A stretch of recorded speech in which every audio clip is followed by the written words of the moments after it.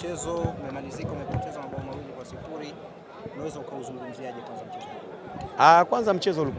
Kwanza mchezo ulikuwa mzuri. Nisipongeze timu zote mbili, niwapongeze Simba upata matokeo, lakini mimi nipongeze timu yangu, imecheza vizuri, imecheza kwa plan ambayo tumeitaka. Kama unavyojua mchezo wa mpira ni mchezo wa makosa.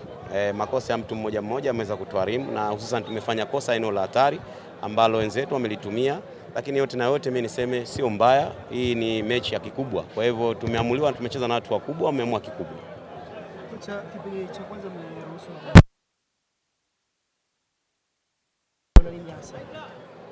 tuliona kwa tumeshapoteza, tumefungwa magoli ya kizembe, kwa tumeenda katika mechi ya pili, tunatakiwa tujipange na tuwe makini, kwa sababu tumepoteza umakini mechi ya kipindi cha kwanza. Kipindi cha pili tulikuwa makini, maana yake hatuwezi kuhukumiwa tena, na hicho ndio kilichotokezea.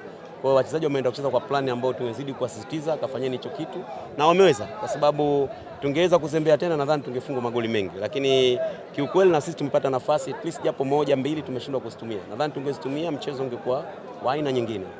Tukiangalia magoli yetu mawili yaliyofungwa ni makosa ya ulinzi, alafu bado nafasi hizo mmezipata na kuzitumia, na kupatia wasiwasi kuhakikisha kwamba kwenye mechi ijayo mtajilinda, mtatoka kwenye nyavu nafasi zenu.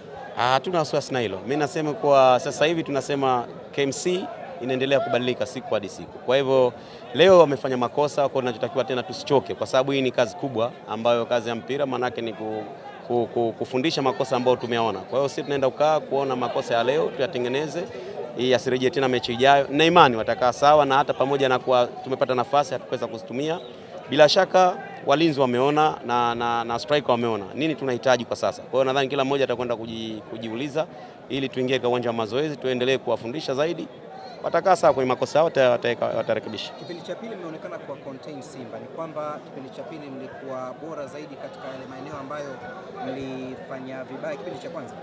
Kabisa, bila shaka ilikuwa tufanye hivyo, kwa sababu mwanzo tumefanya makosa ya kiulinzi, tumeweza kuhukumiwa. Kwa hiyo tumeingia kipindi cha pili turekebishe kwanza tulipofanya kosa, baadaye tuje katika maintain sehemu nyingine. Kwa hivyo nadhani tumewin hilo, na kikubwa tulikuwa tunasema sana washambuliaji wetu kwa wawe makini, inapotokea japo chance tuweze kuitumia.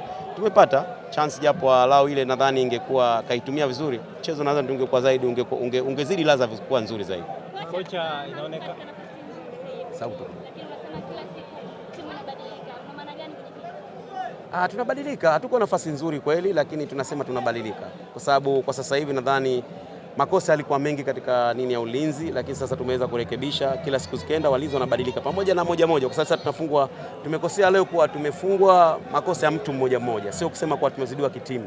Kwa hivyo kama ni mmoja, maana yake tunao nafasi ya kuweza kumrekebisha ili siku ya pili asitofanye tena makosa.